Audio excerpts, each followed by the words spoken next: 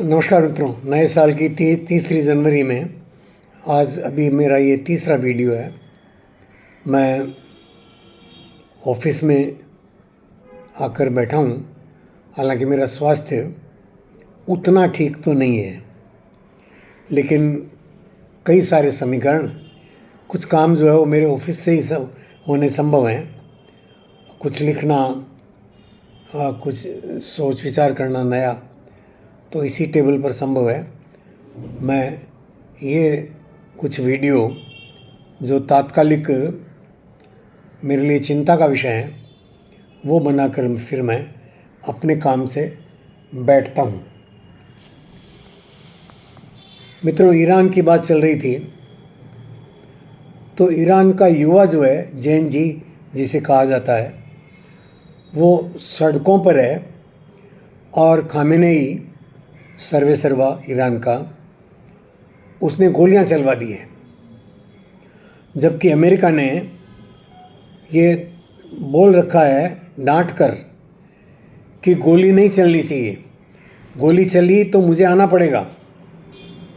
अब अमेरिका कब और कैसे कूदता है ईरान के इस आंतरिक संघर्ष में, ये देखने की बात है। कूदता भी है कि नहीं कूदता है, क्योंकि अमेरिका के जो पुराने अनुभव हैं, उसने जहाँ भी दूसरे देशों में दखलंदाजी की, भले वियतनाम में की हो, अफ़गानिस्तान में की हो, सब जगह उसको मार खानी पड़ी। वो अपना सा मुँह लेकर के उसको वापस लौटना पड़ा।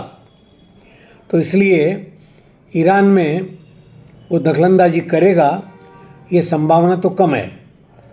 लेकिन फिर भी ईरान पर जो भी बम गिर रहे हैं या खतरा ईरान को सर पर मंडराता है, वो इज़राइल से भी और अमेरिका से भी, इज़राइल की गणित से भी। और इज़राइल दोस्त है अमेरिका का। इज़राइल की ज़्यादातर गतिविधियां अमेरिका के सहयोग से वो आज संघर्षरत है, तो अमेरिका के हितों के साथ भी वो आज गाज़ा पट्टी को बिल्कुल खाली करा रहा है। पूरा का पूरा वो यहूदियों का इज़राइल हो जाना है। इतना विचार करके वो पूरी पट्टी जो है, गाज़ा पट्टी को खाली करवा करके और इज़राइल पूरा हो जाए। और ये खाली न हो, या इस पर जो संघर्ष चल रहा है, वो हुती, हिजबुल्ला, इन सब का संबंध मुस्लिम देशों से। ईरान का एक संगठन है हिजबुल्ला, तो वो वहाँ पर मुख्य रूप से संघर्ष कर रहा है। इस नाते इज़राइल भी गाए बगाए और ईरान पर अपने बम गिराता है। तो अभी ईरान की स्थिति बड़ी विचित्र, ईरान के भीतर और भीतर से विद्रोह, जैसे ईरान के भीतर से विद्रोह है, वैसे का वैसा विद्रोह, वैसे के वैसे अंतर संघर्ष, गृह कलह, वो बांग्लादेश में भी है। तो बांग्लादेश का, ईरान का, माने मुस्लिम बहुल देशों का हाल ये है कि ऐसा आशा की जा सकती है मित्रों कि ये इस्लामिक जो आतंक है, जो इस्लामिक प्रजातियां हैं, जो अलग अलग देशों में दूसरे से न लड़कर खुद से ही लड़ने लगी है अपनी सत्ता से या आपस में और एक दूसरे से।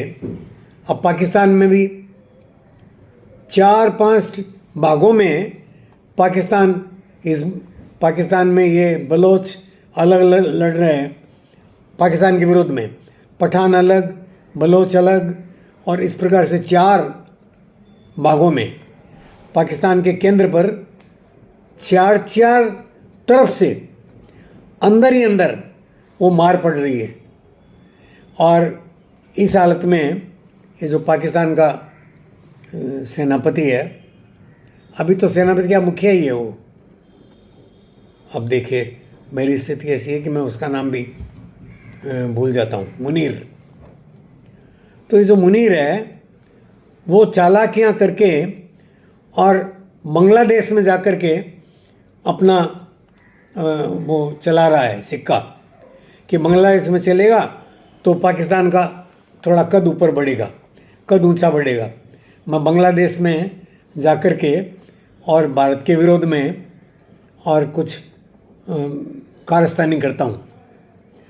तो ये जो बांग्लादेश में आपस में लड़ रहे हैं, पाकिस्तान में लड़ रहे हैं, उससे ज़्यादा भयंकर खून खराबा आपस में और ईरान में।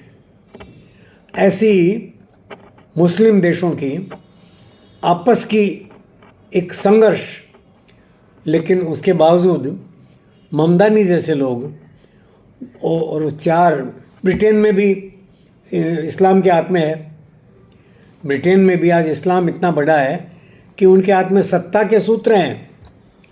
इस प्रकार दुनिया में 4 बड़े देश जो हैं, ब्रिटेन मैंने नाम लिया, न्यूयॉर्क नाम लिया, तो वो इस्लामिक शासकों के और मुट्ठी में आ गए। तो इससे सारा का सारा ये जो घालमेल, गणित, हलचल, और भारत इससे एकदम अछूता रहकर, समाचार तो आते ही हैं, स्थितियां देखते ही हैं कि भाई पूरी दुनिया में ऐसी चल रही है, लेकिन इसका असर भारत के मुसलमानों पर न पड़े, ये बहुत कोशिश मोदी जी कर रहे हैं। लेकिन मुझे डर है मोदी जी, ये आपकी कोशिश बहुत सफल तो नहीं होगी, मुश्किल है। और बात करते हैं मित्रों, नमस्कार।